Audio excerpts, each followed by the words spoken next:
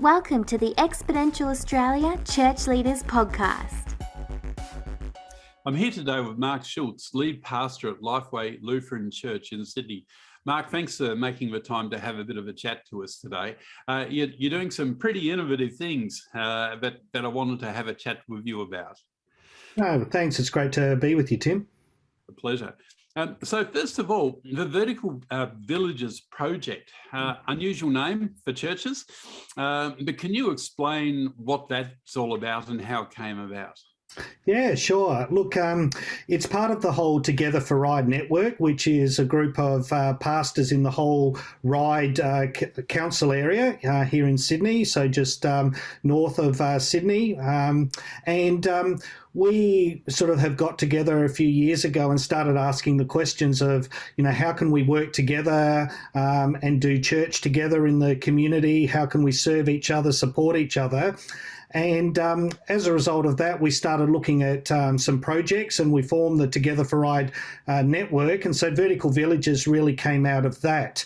And we had a real need on our doorstep with, densification of housing that's happening here in Sydney, all around the metro area.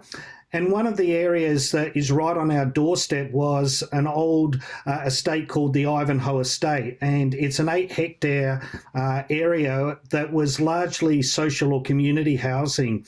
And basically they knocked it all down, sold it off to developers with the promise that it would be a mixed tenure site. So market rental housing, low cost housing, as well as social housing.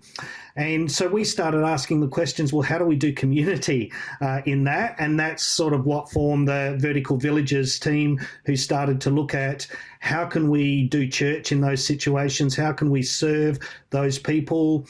How can we create community? Because buildings just don't create community, but how can we get involved and be a part of forming healthy community in those situations?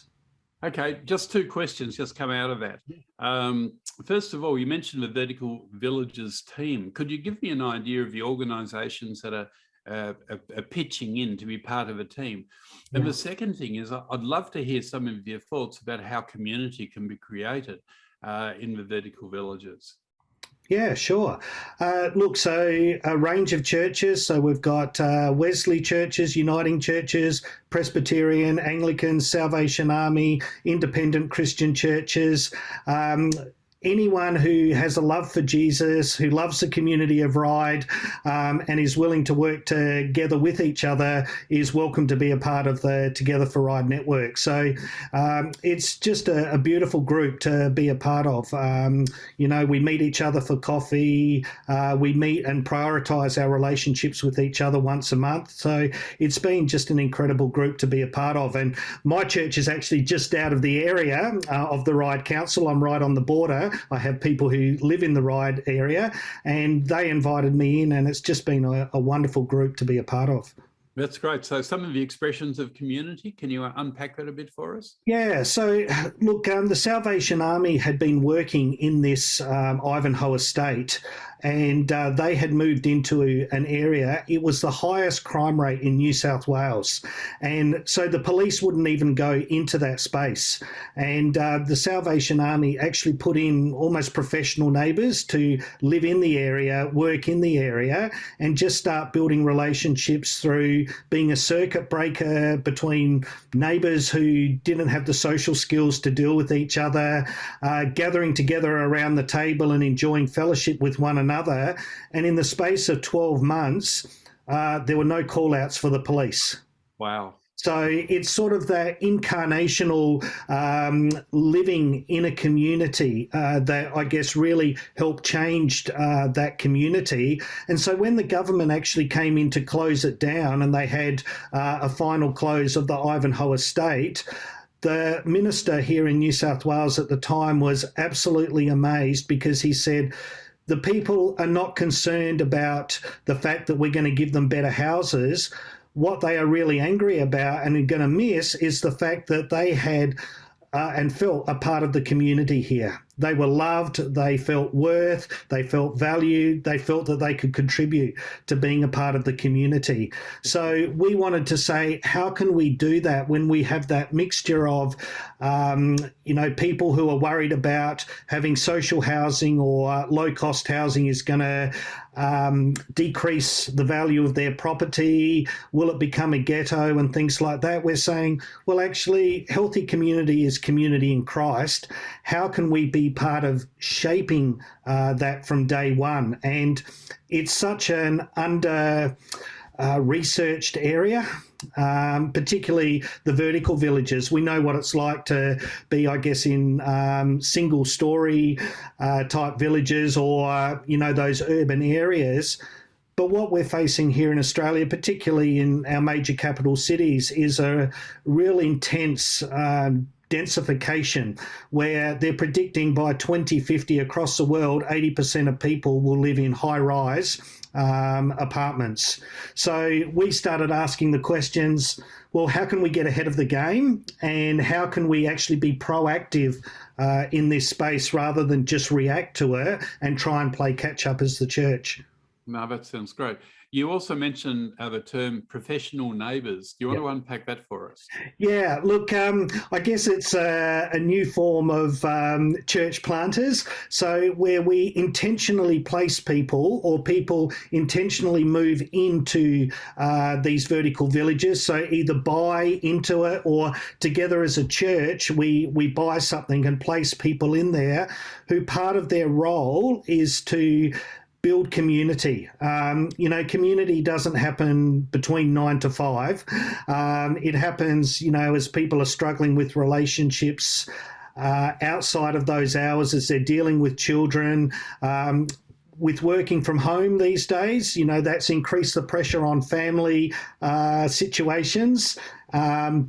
With those who are in the social housing who don't have anything, how can we create a community space, those third spaces, where people can experience a love and a worth? And, it's not necessarily overtly Christian in what we do, but it is, because it's just living the love of Jesus within that space. No, that's great. So, Mark, why did you decide to engage with Macquarie University in doing research? I understand you've done that. Yeah. That was a God-given thing as well in many respects. It cost us close between $80,000 and $100,000 to do it, and all of that money ended up being donated from people to do that research, including the time from Macquarie University lecturers, some Christians that we knew in that space who were very interested in thinking through this were made known to us, and we just started the discussions. And I guess the reason that we wanted to do this is because if we're going to talk to councils, if we're going to interface with government leaders, ministers and things like that, we need to have done our research. We need to be able to talk with some authority in those spaces about what is healthy community, what are people looking at. And so we thought it was really important to have that knowledge and that expertise so that we could speak with some authority when we started dealing with developers, councils, planning ministers and things like that, so that we can be a voice for change in the community. So we started, I think, just before COVID hit, and then that changed the way that we had to do things because we couldn't meet face-to-face with interviews. But we actually went into 3 different areas of Sydney where we interviewed, I think it was we had 120 responses, and the team interviewed a whole lot of those people face-to-face. Then we also engaged with urban designers, architects, and things like that to look at what does a good building look like, what helps to foster community just from the space, and how we build the design of those things together. And so that came together, and we launched that earlier on this year together with Faith Housing Alliance and Baptist Care, who were major partners in the space. And then in June, we actually got church leaders together, particularly in the right area, but there were some other church-wide leaders from different churches who came to hear the research and start exploring the space of what do we do now as a church in that space? How can we use this research and start to put it into practice? Yeah, no, that's great. So what did you learn from research about the role that churches can play in the vertical villages context? Was there anything specific that came out? Yeah, look, I think advocacy was a really big one. Particularly in those mixed tenure buildings, is the developers say we're providing this community space for all the residents in that area. But a lot of times what they do is they create spaces, for example, like gyms, but they bring in outside organisations to run the gyms, which of course charge a fee. So they're actually not community spaces that can be used by the vulnerable or the low socioeconomic people. So how do we as a church advocate and be a voice for councils, planning ministers and that to say, no, we need to have these spaces where the community can gather? Because in a lot of high-rise vertical villages, they have rooms where you can invite people to come in and have meals together and kitchen facilities, but they all have to be booked. They're all locked up. They're not open access areas that everyone can enjoy. And so we want to try and advocate for those spaces so that everyone can enjoy them together, because we need those areas where people can gather together. Maybe it's having meals together, congregating around community gardens, those shared spaces, particularly doing laundry together. Exactly. And particularly like in Sydney, we're finding the multi-ethnic nature of the community, where you might have one family who are there for 6 months and because of visa they go home, and then the other side of the family fly in on the same day to resume the life. How do we help them to assimilate and be a part of the community, particularly when there are language barriers? Yeah. And so what the research showed, by doing things together where you don't necessarily have to talk because of the language, but just being together can also help to bring community. The other thing the research showed is that the community members don't like the bait and switch approach. So if the churches are going in and doing something in the area, be really upfront about what you're doing. If there is a faith component to it, don't pretend to say, oh, this is for the community, but actually we're going to make you a captive audience. So that was one of the other things that residents very much sort of brought out in the interviews that were done. I think the other space that has a lot of implications for us in terms of church planting is that while we as churches often can't influence the design of buildings that are already there, most of us as churches have spaces in our communities that are really underutilised. And the problem with those spaces is we still have this mindset of, come to us, we'll put this on for you in the community, but we're still in control of what happens in that space and what community people that are invited into it. Whereas if we can start seeing the assets that we've been blessed with as a gift that we can give to the community, and maybe look at, do we tear down what we've got, work with developers, and there's a whole lot of organisations that are starting to be open to work with churches to say, let's put up a 14-storey high building, we'll help you do that, we'll have these community facilities down below, but let's design it with community in mind. Jeff Pound from West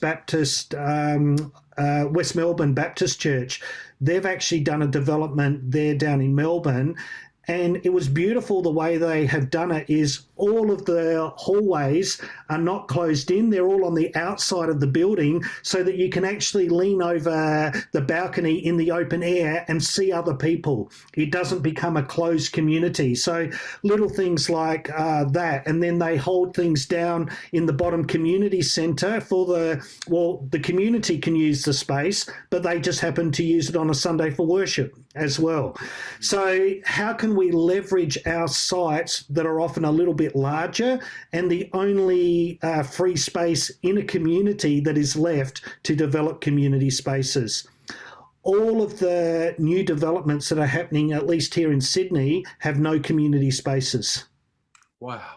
So, or they have to be community spaces that can't be churches. So for churches to buy new areas or put up new facilities is going to become increasingly difficult. So we need to work with councils to say, how can we develop community spaces that all the community can access, and that we can also use them as opportunities to live Jesus' love in those spaces. Yeah, no, that's interesting. Do you mind, Mark, just touching on the financial model for a moment? You mentioned, of course, about the professional neighbours. How are they funded? Do you have a model for that? That's, I guess, the next step of what we're looking at. So we're currently investigating maybe purchasing 2 or 3 units in a block where 2 of the units are rented out to others, and they actually become the income generation for placing a neighbour in one of the other sort of buildings so that they can live incarnationally in that space. I guess the model that we're very much looking at is I guess Eugene Peterson says in John 1:14, God moved into the neighbourhood. And I guess that's sort of what we're looking at doing, being flesh and moving into the neighbourhood, and not just coming in and saying we're here 9 to 5 doing a job, but we want to live with the community, grow with the community, form relationships in the community where it's authentic relationships. And through that, the gospel is shared. And then together as the local churches in the area, we work together to provide the volunteers for those community events that are held, or, maybe we look at purchasing a shop and running a cafe whereby we can use that as a ministry space to be with people. So, yeah, we're exploring all of those options. I guess that's the next step of what we're looking at the moment. That's good. So in terms of church planting, is there any particular model that you're finding is the most appropriate, whether it be microchurch, missional communities, or any other form of model? Look, it's probably going to be a combination of a whole lot of those. I think the traditional model of, putting in a church pastor, planter, to come to gather a community around, I think it's going to be a lot more organic than that. I think living in a community and being part of the community, things are going to evolve over time. So how do we equip people to be good neighbours? How do we give them the resources they need? For example, it might be that we create an app. That's one of the things that we're looking at, to connect people in a particular community together, to let them know what's going on. Hey, if you want to meet for drinks or a picnic down in the shared green space down here now, you're welcome to come down. We're going to do this Friday night, 6 o'clock every night, and just building those relationships from there. So, yeah, it won't be a traditional church as we've seen them in the past, but a gathering of people together around Christ, and we'll see what develops from that.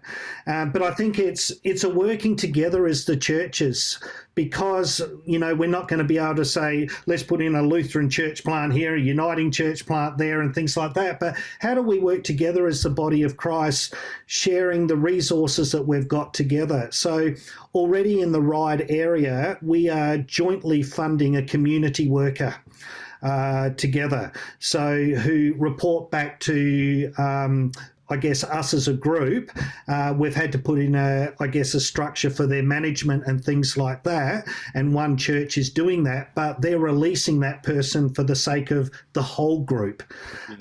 So I guess it's a lot of experimentation. We don't have the answers for this. It's just trying and saying, hey, what works in this new missional context that God is giving to us?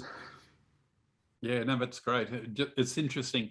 You know, you mentioned in talking about the model, it's just not a matter of replicating what's been done in the past, because that won't work. One of the things I find fascinating is that approximately 10 to 11% of Christians worldwide are found in Western countries, and the other approximately 90% are in what we call developing countries. And yet in countries like Australia, we've typically followed the models of the Western countries in terms of what church looks like. But that's not the vast majority of Christians around the world. And I think what I see is happening with social housing and the vertical villages is actually looking to fit a form of church, an expression of church, which isn't necessarily based on how we've done it in the past, but is based on what's going to work in this kind of environment. And I think that's much more of a developing country approach. Yeah.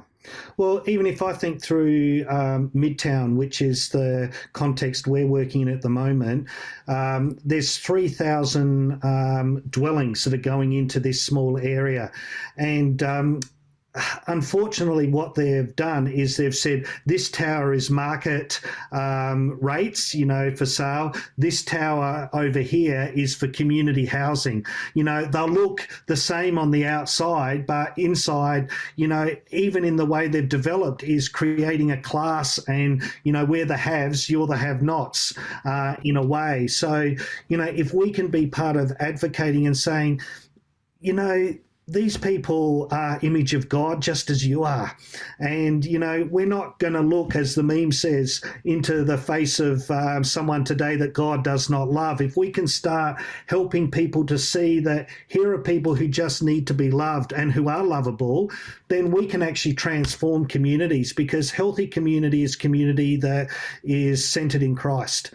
And if we can create that community, we can also then go to developers and say, here is how the church can help you. We will help you sell your development because we're invested in being a part of this community, and not just having buildings that, people may or may not use, but actually building relationships. It's all about the relational nature of what community is about. And that traditionally is what churches are good at doing. We're about relationships. And that's what I think is the exciting part of what this could lead to long term. Mark, earlier we were talking about how it's been quantified about the level of the degree to which churches will add value in a municipality. There was a report that had recently been done. Would you mind just outlining what's happened there? Yeah. So as a Together for Ride network, we used Neighbour to do an audit of the churches in the Ride area and what they were doing in the social spaces for the local Ride Council area. And what it showed was that we were only reaching, I think, 6 to 7% of the whole community, but on a yearly basis, we're contributing over $2.6 million worth of value to the council.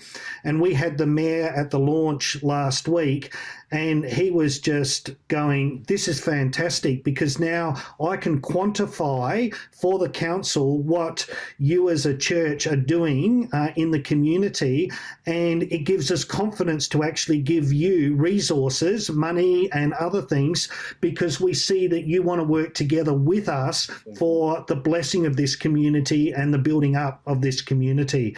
So I think that was another exciting step that just adds value to what we want to also do with the vertical villages. So it's not just a vertical villages, it's a holistic approach to working together with our local councils, communities, to enhance the community in a way that only we can do as Christians. As you say that, it reminds me of Acts 2:46b and 2:47.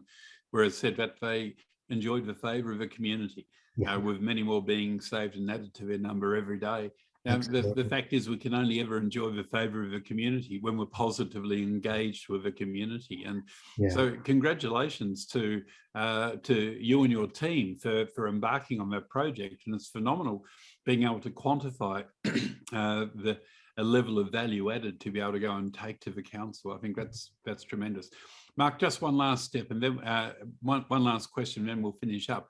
What are the next steps for Together for the Ride Network in this vertical villages space? Are there any next steps that you have in mind? Yeah. Look, we've got a website, so verticalvillages.org.au, and we really want that to be a learning resource for people that others all around Australia can contribute to, that we can continue now the conversation, because we know it's just not Sydney. You know, Melbourne, Perth, Brisbane are all facing this same densification issue. And, you know, there may be others within the Exponential network who say, hey, look, I'd like to be a part of that and help further. Maybe it's how we engage and interface with councils, or it might be, you know, I'm really interested in the design of buildings and how we can model that, or the whole funding arrangement of, you know, how can we leverage some of the resources of the community so that we as churches can come together to create sustainable ministries in those spaces.